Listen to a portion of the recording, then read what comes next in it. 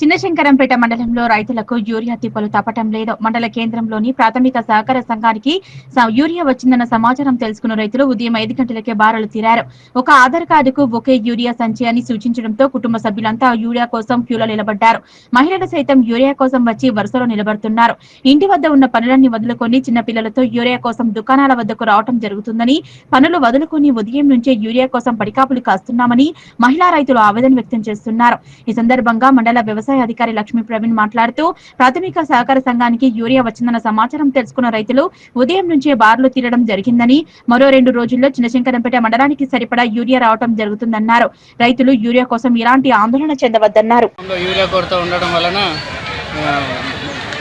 రైతులందరూ గుమ్మి కొట్టడం జరిగింది, లైన్లు కట్టడం జరిగింది. మళ్ళీ కేంద్ర ప్రభుత్వం నుంచి యూరియా సకాలంలో అందినా కానీ రాష్ట్ర ప్రభుత్వము దాని యొక్క దళార్లకు అందించడం వలన రైతులకు కొరత ఏర్పడింది. ఈ భారతీయ జనతా పార్టీ నుంచి మేము డిమాండ్ చేస్తున్నాం. యూరియా రైతులకు సకాలంలో అందించగలరని తెలియజేస్తున్నాం. ఈ సందర్భంగా భారత్ మాతాకి జై.